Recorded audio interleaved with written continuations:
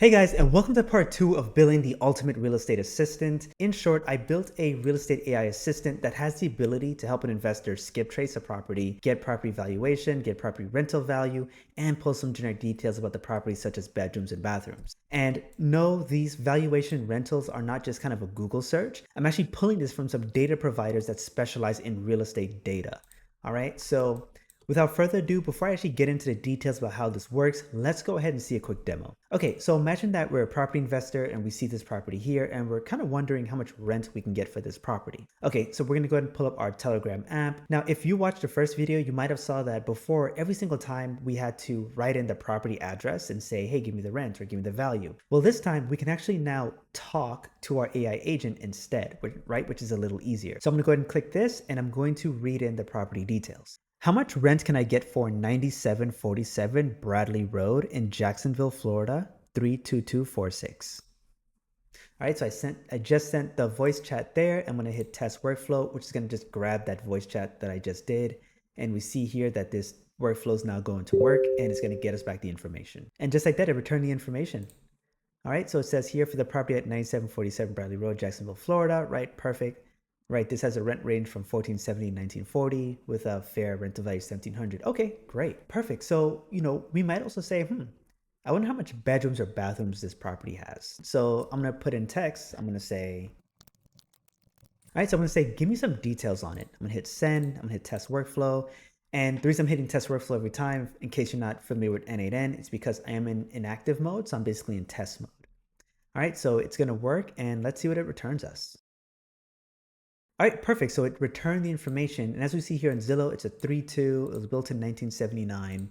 And here in Telegram, same thing. It's a 3.2, built in 1979. Great. Now we might say, we're interested in this property. Let's get the owner information. I'm going to say skip trace, please. And I'm going to send it. And I'm going to test workflow. And again, the workflow is going to go ahead and go to work. And it's using the skip trace tool. All right, perfect, and it returned the information. Now, just to protect the privacy of whoever owns this property, I am going to blank out some of the details here. But as you can see here, a couple things to note, right? So in the first chat that we sent it, we gave it the address. It came back with some information. Then I said, give me some details on it. And I did not specify again the property address, but yet it remembered the property that we're talking about and it gave me the details. And then I said, skip trace, please, again, without referencing the address again, and it did skip trace the owner's information. All right. So now let's say at this point, we're like, okay, we want to contact this owner. Now I'm going to say, send a text. And I'm going to come here and test workflow, and it's going to grab it and do it. Now, just so you're aware, I am not actually texting this property owner. I did put a static phone number and name just to demo this workflow, but it's super easy to go in and put the actual owner's information. Okay, so let's see what happened. Now here's my Google Voice, but essentially if we were to just go back and just configure a couple things in N8N, this here is the text that the recipient would be getting. Now I did test another one where I said, hey, I'm an investor, I'm interested in your property. But there's actually some carrier filters that are actually blocking text messages like that, because in real estate, a lot of investors seem to text prospects, so they start blocking them. Now you're probably wondering, okay, how does all this work? And I'm gonna go ahead and break it down right now. Okay, so the first thing you're gonna notice is that we are using Telegram just like in the last example. So Telegram is the medium that we're using to move these messages back and forth. I am sending some information straight to the AI agent, and I am breaking off the information to an if block. And the reason I'm doing that is because there's some information coming from Telegram, really the chat ID. But what I don't want to do is I don't want to have to continuously grab that field and move it forward all through these nodes, right? I'd rather just make it simple and send some of it straight over. Now, the reason I'm breaking over is because these nodes here are what's going to determine if the incoming message is a text message or if it's a voice message. So if I come here into this if block, here in this if block, we see that here, this is the message I just sent, right? Text the owner, please. And basically I'm saying that if this is not empty, then do this, right? So all it's going to do, it's going to come here, it's going to do a set. And all a set basically means is that it's going to break out some information, right? So it's going to take all this information coming here and it's just going to break out the information that I want, so that working forward, things are a little bit easier. And it's easier for me when I'm building my builds if I want to break information out to other nodes and things like that.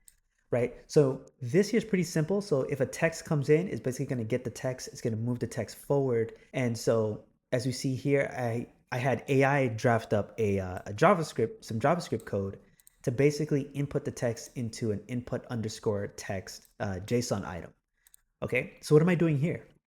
So in Telegram, when you send a voice message, it goes through as in .ogg file, it's an audio file.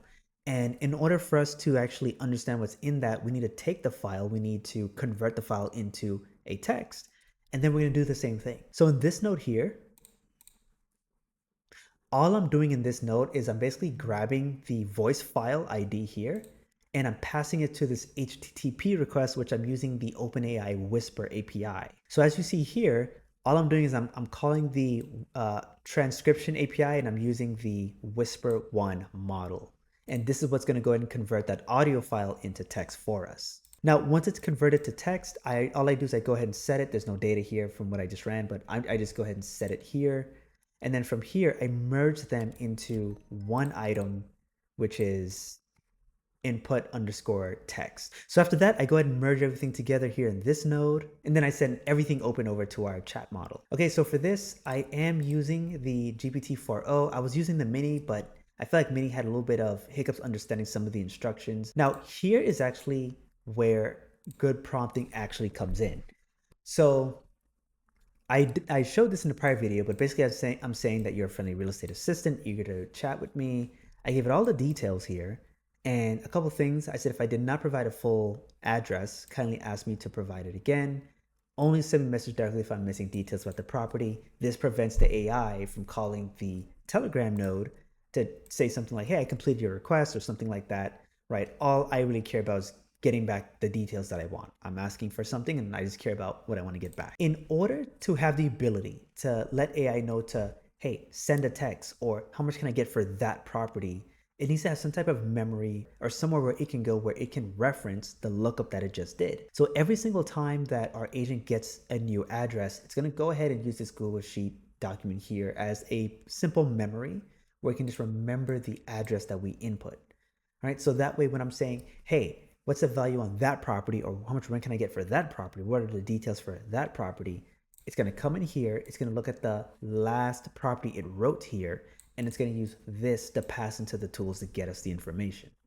So as you see here, for every operation that you do, right, you are going to need a different node for it. So for here, I have an append where it's going to add the new address, and then I also have a read so that it gets the information as well from what we just wrote to it. All right, so that's exactly how we're handling memory in this instance. Okay, so probably one of the things that's the coolest is actually this cool little SMS feature here. So for the SMS, I am using this. This here is this here's a tool called OpenPhone, and I'm using their API. And I've went through a couple different phone SMS providers. I know Twitter is a super popular one. Vonage is another one that I'm looking to test. But this one here is very easy. It took a little bit to set the API, but after that, it was super easy to work with. So OpenPhone is what I'm using to actually send out the SMS messages. And the workflow is pretty simple. This one I did not demo on the last video. So this here is the SMS one, and don't mind this deactivated bot here. So all that's happening is that we're getting the data in, it's setting all the fields, meaning that I'm just breaking everything out here. And then from there, I'm sending it to an AI agent that's going to go ahead and write the information. So as you see here, I statically map owner name as Jack King. I put in the address, the city, and everything here. And then from here, I'm making the request to OpenPhone to send the SMS. Now, I am going to work on a real estate deal analyzer that I do plan on working into this AI agent. So do look out for upgrades. But if you do want this as a template, I am making it available. And as you see, I have it here on Gumroad. So I'm going to have all the details that you need. So that being said, I hope you enjoyed the video and I look forward to seeing you in the next one.